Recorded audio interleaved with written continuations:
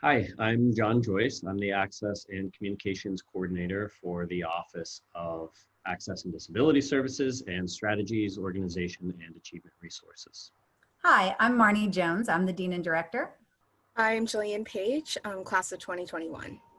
Hi, I'm Michael Murphy, class of 2020. And this video is to provide a short introduction to the Office of Strategies, Organization, and Achievement Resources. And Jillian and Michael are joining us as student employees in that office to give a little bit of insight into the kinds of services we provide for the student body. One of the most important things that we want you to be aware of is that even though we're going to be remote in the fall, you will be able to connect with us remotely, and we will be available to you either through the website, and you can check out all the resources that John is going to walk us through in a little bit, or you can connect with us one-on-one, and you can set up a appointment with one of our academic success strategists by emailing soar@dickinson.edu. One of the most challenging things for a number of students who are transitioning from high school to college is how well to manage their time. And fortunately, we have with us today two students who have worked as time management and academic success strategists in the Office of SOAR.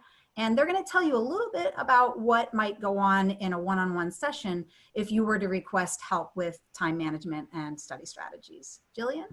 First thing that we would do is take a look at your schedule, and this is actually my schedule, and we will work to find out when you should allocate what time to work on each of your classes. Great. And Michael, what's the best way that you would typically do that with students? Yeah, so one of the most popular tools we use during time management sessions is what you see here, the weekly planner.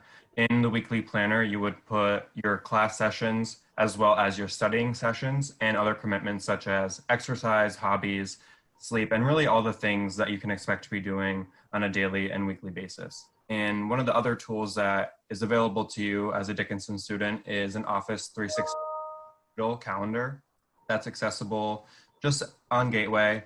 And similarly, you can put your regular commitments in here. The advantage of having a digital calendar is that it can sync up with different devices, and that becomes pretty useful as you get pretty busy with classes. Excellent. And what about after that? What about after you've figured out your week? What do you think, John? Yeah, so from a bigger picture perspective, one of the things that you would work on with a strategist is how to allocate time and effort during the course of a semester based on the distribution of work that you might expect in your individual classes. So what we would typically do is look at all of your syllabi, determine when you have major exams, quizzes, or papers due, and then be able to see if there's any overlap and when those are occurring, or when are the weeks that you may be expecting greater workload than others, just in order to be able to budget time effectively with kind of that bigger picture or longer term perspective in mind.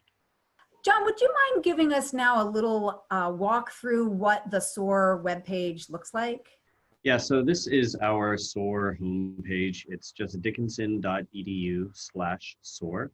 At the very top, we have some information that we're highlighting that's a little bit unique to this semester and the format that the semester's taken. But further down on our homepage here, you see links to different collections of resources depending on what you might be looking for. Time management, study strategies, note-taking, all through writing support and quantitative reasoning. Other resources like study strategies, for example, you can kind of explore on your own.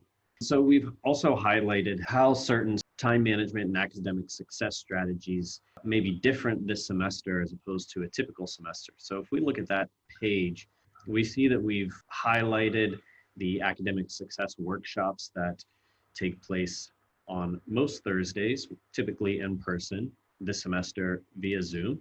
We have some other on-campus resources that are also being provided in modified formats this semester. And then some resources that you can explore on your own.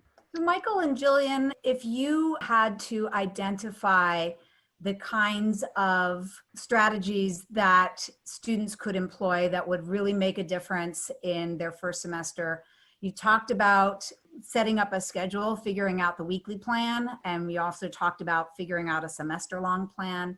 Are there any other tips that you might want to throw in that you think are important to have students think about as they embark on their first semester at Dickinson? I think the number one tip that I would offer is to be consistent.